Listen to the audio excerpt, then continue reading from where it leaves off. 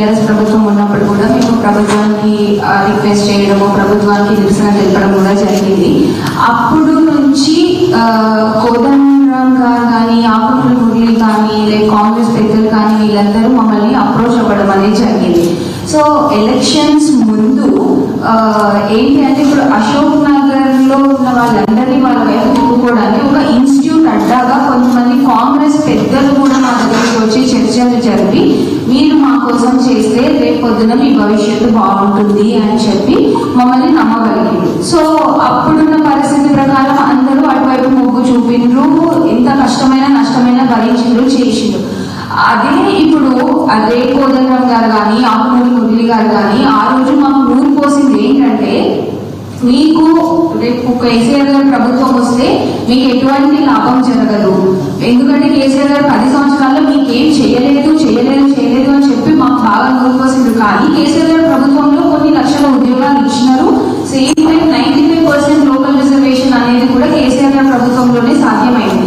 ఆ అంశాన్ని ఎక్కడో ఇప్పుడు బీఆర్ఎస్ ప్రభుత్వం తరఫున నేను కేటీఆర్ గారి దగ్గరికి వెళ్ళేంత వరకు కూడా ఈ 95% లోకల్ రిజర్వేషన్ అనేది ఒకటి జరిగింది అనేది నాకు తెలియదు. దానివల్ల నోటిఫికేషన్ డిలే అయింది అనేది నాకు కొంచెం లేట్ గా రియలైజ్ అయ్యాయి. ఎందుకంటే దానికంటే ముందు వీళ్ళందరూ మాకు చెప్పింది ఒకటే, వాళ్ళు చెయ్యరు, వాళ్ళు దొరుకుతారు అని ఇట్లాగే చెప్తూ మాకు వచ్చారు. సో అట్లా కొంచెం నష్టపోయినారు అనుకుంటారు అని ఇట్లాగే చెప్తూ మాకు వచ్చారు. సో అట్లా కొంచెం నష్టపోయినారు, కొంచెం చాలా నష్టపోయినారు. ఆ తర్వాత మళ్ళీ కాంగ్రెస్ ప్రభుత్వం వచ్చింది, నిరుద్యోగుల వల్లనే వచ్చినాం మేము అని చెప్పడం జరిగింది. అదంతా అయిన తర్వాత కూడా మాకు ఇప్పుడున్న సీఎం గారు రేవంత్ రెడ్డి గారు స్వయాన మాకు ఇచ్చిన హామీ ఏంటి అంటే, గ్రూప్ 2లో అప్పుడు బీఆర్ఎస్ ప్రభుత్వం ఉన్నప్పుడు ఇచ్చిన నోటిఫికేషన్ 783 అనే నంబర్, 783 వేకెన్సీస్తో ఒక నోటిఫికేషన్ రిలీజ్ చేశారు సార్.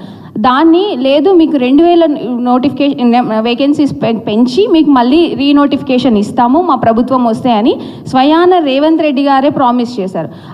అదే విషయం పైన మాకు పెంచకుండా ఎగ్జామ్ కండక్ట్ చేస్తున్నారని చెప్పి 2024 సంవత్సరం సేమ్ ఇదే జూన్ జూలై టైంలో మేము మళ్ళీ రోడ్ ఎక్కాల్సిన పరిస్థితి వచ్చింది. ఆ ప్రాసెస్లో సీఎం గారు అన్నారు, పొన్నం ప్రభాకర్ గారిని నేను ఇన్ఛార్జిగా పెడుతున్నాను, మీకు ఏమైనా సమస్యలు ఉంటే పొన్నం ప్రభాకర్ గారి దగ్గరికి వెళ్ళి మాట్లాడండి అని చెప్పినప్పుడు మేమందరం పొన్నం ప్రభాకర్ గారి దగ్గరికి వెళ్ళినాం.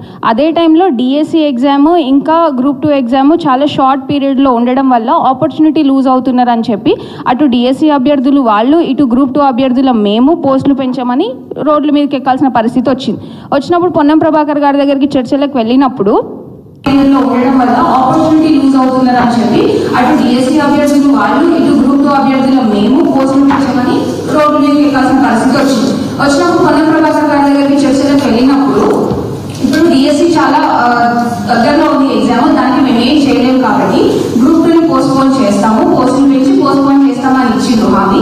ఇంకొకటి డిఎస్సి వాళ్ళకి ఇచ్చిన హామీ ఏంటంటే 2025 ఫిబ్రవరి మార్చిలో ఖచ్చితంగా మీకు మళ్ళీ మెగా డిఎస్సి వేస్తామని చెప్పారు. ఇదే మాట వాళ్ళు ఎలక్షన్స్ ముందు కూడా మెగా డిఎస్సి వేస్తామని చెప్పారు. అప్పుడు టీఆర్ఎస్ ప్రభుత్వం ఉన్నప్పుడు 6000 పోస్టులు అట్లా ఇస్తే ఇది మెగా డిఎస్సి కాదు దగా డిఎస్సి అని చెప్పి అటు డిఎస్సి అభ్యర్థులను అందరినీ రెచ్చగొట్టి గవర్నమెంట్ లోకి వచ్చిన తర్వాత ఒక మినిస్టర్ గా పొన్నం ప్రభాకర్ గారు ఇచ్చారు హామీ.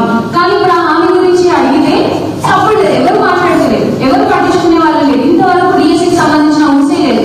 వాళ్ళు వచ్చిన తర్వాత ఇప్పటికీ రెండు సార్లు టెట్ ఎగ్జామ్ పెట్టారు. ఆ టెట్ ఎగ్జామ్ ని కూడా ఫీ పెంచినారు.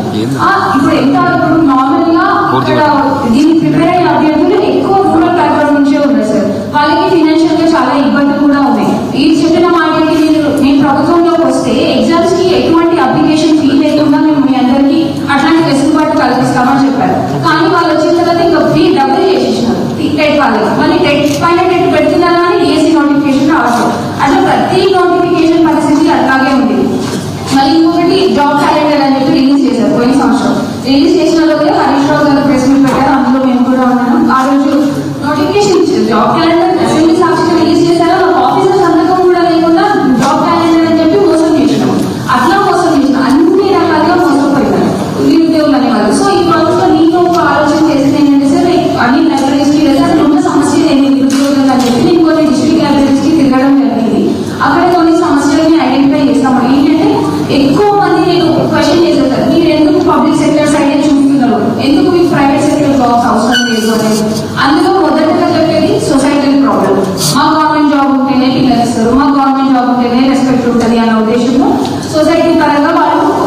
ఫిక్స్ అయిపోయారు. ఇంకొకటి వాళ్ళు ప్రైవేట్ సెక్టర్లోకి ఎంటర్ అవ్వాలి అని అంటే వాళ్ళకి బేసిక్ స్కిల్స్ అనేవి లేవు సార్. ఎక్కువ రూరల్ బ్యాక్గ్రౌండ్ అవ్వడం, తెలుగు మీడియం అవ్వడం, వాళ్ళు హైదరాబాద్ లాంటి సిటీస్ తో కంప్లీట్ అవ్వలేకపోతున్నారు. సో అట్లా కొన్ని ఇబ్బంది ఉంది. ఫినాన్షియల్ గా కొంతమంది లైబ్రరీస్ లో ఫుడ్ కూడా ఇబ్బంది పడే పరిస్థితి ఉంది. ఎందుకంటే వాళ్ళు 5-6 కొంతమంది 10 సంవత్సరాల నుంచి చదువుతూనే ఉన్నారు. కానీ ఒక ఆశ ఏంటంటే ఎప్పుడు పేపర్ ఇచ్చినా వస్తుంది, త్వరలో నోటిఫికేషన్స్ వస్తాయి అని చెప్తూ వచ్చారు. అదే ఆశతో వాళ్ళు చదువుకుంటూనే ఉన్నారు. సో ఇట్లా ఏమవుతుంది అని అంటే నోటిఫికేషన్ కి సంవత్సరాలు గ్యాప్ ఉండేటప్పటికీ యంగ్స్టర్స్ ప్రొడక్టివ్ ఏజ్ అంతా అందులోనే అయిపోతుంది. కాబట్టి నా చిన్న రిక్వెస్ట్ మీ సైడ్ నుంచి ఏంటి అని అంటే కొంచెం డిస్ట్రిక్ట్స్ లో ఉన్న వాళ్ళకి ఏమైనా బేసిక్ స్కిల్స్ లాగా మనం మీరేమైనా వాళ్ళకి కొంచెం మీ తరఫున ప్రొవైడ్ చేయగలిగితే వాళ్ళకి బెనిఫిషియల్ ఉంటుంది అనేది నా రిక్వెస్ట్. అండ్ ఇంకొకటి ఇప్పుడు చెప్తున్నాం, ఇప్పుడు సీఎం గారైనా అన్ని అబద్ధాలు చెప్తూ వచ్చారు నిరుద్యోగుల గురించి. 60,000 ఇచ్చినాము, మేము వద్దని ధర్నాలు చేస్తున్నాం. కానీ ఇవన్నీ పైగా నా తరఫున నేను చేసే డిమాండ్ ఏంటి అంటే సార్, మీ సైడ్ నుంచి అసెంబ్లీలో అసలు ఈ 60,000 జాబ్లు ఇచ్చినామని చెప్తున్నారు కదా, దాని మీద ఇప్పుడు స్టేట్ ఫినాన్సెస్ మీద ఎలాగైతే వైట్ పేపర్ రిలీజ్ చేశారో ఈ 60,000 ఉద్యోగాల మీద కూడా వైట్ పేపర్ రిలీజ్ చేయాలి అనేది ఒక డిమాండ్ రేస్ చేస్తే బాగుంటుంది అని మాకు అనిపించింది సార్. ఎందుకంటే నిజం అనేది అందరికీ తెలియాలి.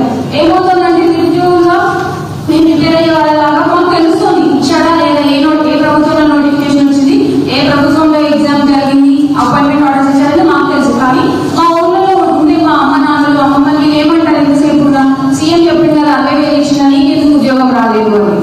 సో దాని యొక్క మిస్కమ్యూనికేషన్ వాళ్ళు అదే రిసీవ్ చేసుకుంటున్నారని మేము ఎక్స్ప్లెనేషన్ ఇచ్చే ఛాన్స్ మాకు లేదు. ఎందుకంటే సంవత్సరాల తరబడి మేము ఇందులోనే ఉంటున్నాం.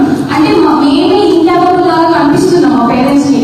సో అదనేది పోవాలి అంటే ఇది కొంచెం చర్చకు రావాల్సిన అవసరం ఉంది అనేది నాకు అనిపించింది sir.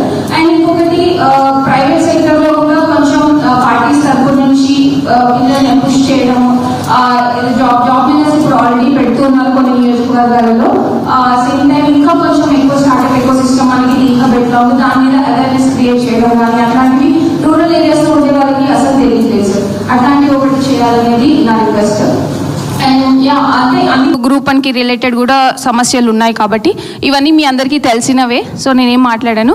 And thank you so much for giving me this opportunity sir.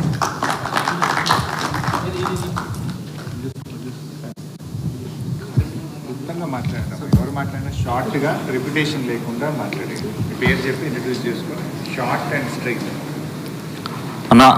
నా పేరు రవితేజ.